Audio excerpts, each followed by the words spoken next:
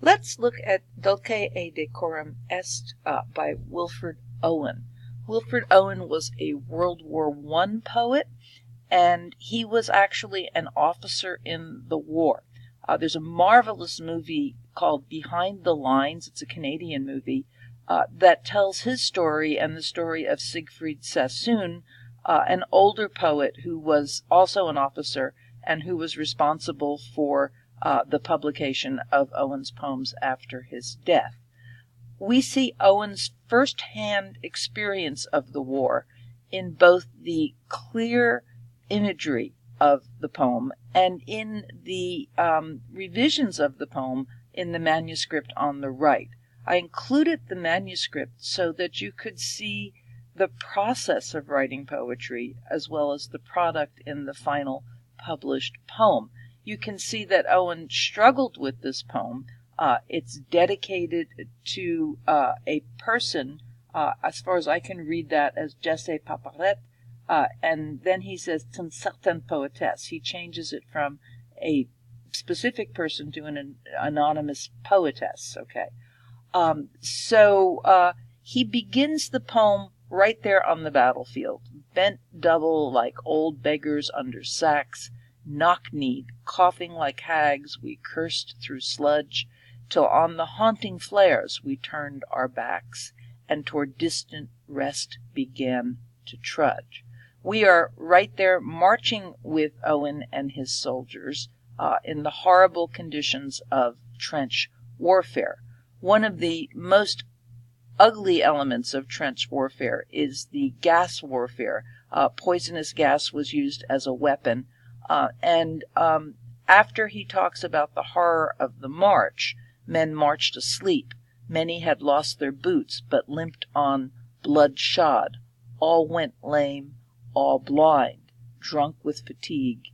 Death even to the hoots of gas shells dropping soft behind.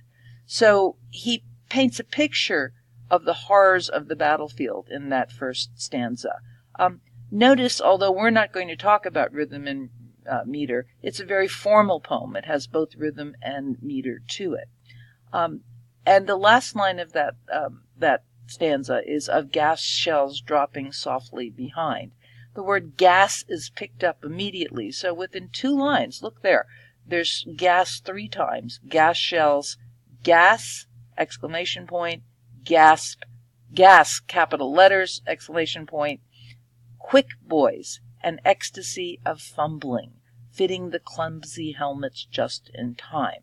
So he takes us right into the scene of a gas attack when the soldiers are trying to put their gas helmets on so that they can survive.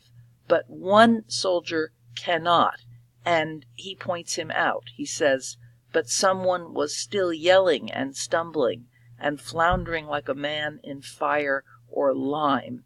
Lime is a caustic substance that's often used to cleanse contaminations of sorts, and it burns when you get it on your skin. So he's floundering like a man in fire or lime. Dim through the misty plains and thick green light. The light is green because of the fog of the gas around them. So dim through the misty panes and thick green light as under a green sea, I saw him drowning. And this simile is the closest that Owen gets to figurative language in this stanza.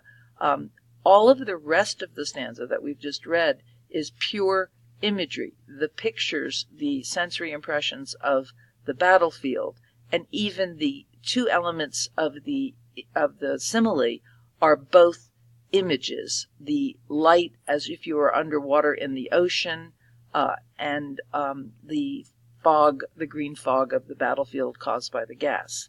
So the first half of the poem sets up the situation and in very vivid, realistic, and horrifying imagery. And in the second stanza, the second section of the poem, we look at kind of a dream sequence, and he uses the word dreams twice in the next 3 lines. In all my dreams before my helpless sight, he plunges at me, guttering, choking, drowning.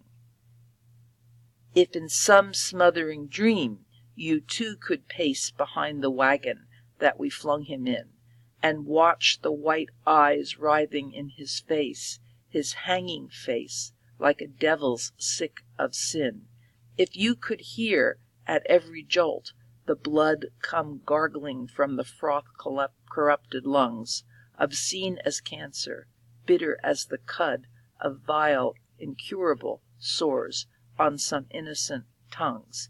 And here, again, it is all imagery except for the one simile, like a devil's sick of sin, like a devil's face. That imagery brings forth the horror of the battlefield. The third simile, bitter as the cud of some vile, incurable sores on innocent thumbs, drives it all home again. And that stanza is an argument. It's an if-then stanza. If you could be there, if you even in your nightmares could imagine this battlefield, you would not tell with such high zest to children ardent for some desperate glory the old lie, dulce et decorum est pro patria mori. It is fitting and proper to die for one's country. Using the Latin there, I think, has an interesting value as an allusion, allusion, in that it shows how old this tradition of patriotic soldiering is. And so he sets us up for that next to the last line, the old lie, by describing in great detail the horrors of the battlefield, and points out how children, that is, young soldiers who are 17, 18, 19, 20 years old, are